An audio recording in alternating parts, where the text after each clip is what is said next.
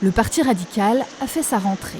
Une rentrée studieuse pour discuter des thèmes d'actualité et des prochains enjeux électoraux. Ce week-end, plus d'une centaine de membres étaient réunis à Saint-Dié-des-Vosges, terre du député David Valence.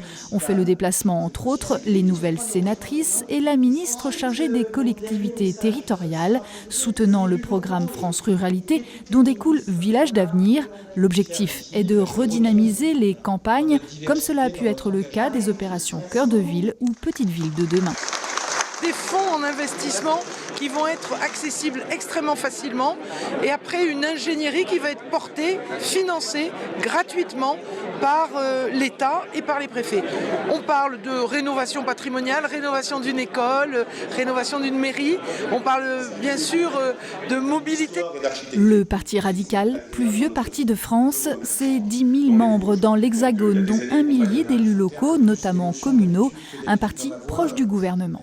Dans cette majorité, on apporte une singularité qui est celle des valeurs à laquelle nous tenons. Et on habite au centre, à gauche de la droite et à droite de la gauche. C'est là qu'est le Parti radical, au centre. Parce que pour nous, l'esprit de consensus, l'esprit de rassemblement, c'est essentiel dans la vie publique. Et puis cette personnalité d'un parti très ancien. Clémenceau, Jean Moulin, Jean Zay, Pierre Mendès France, des noms qui, c'est vrai, ont laissé leur marque dans l'histoire.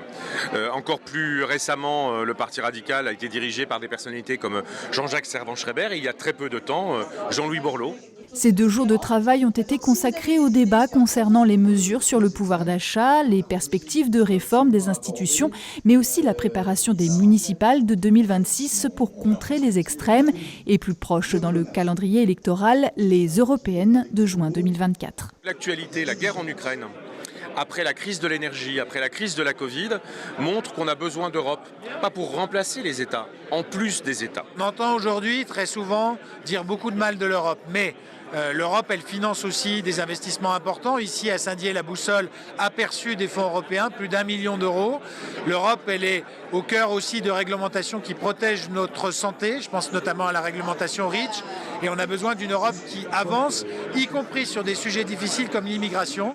Un parti europhile qui compte une centaine de membres dans le département des Vosges.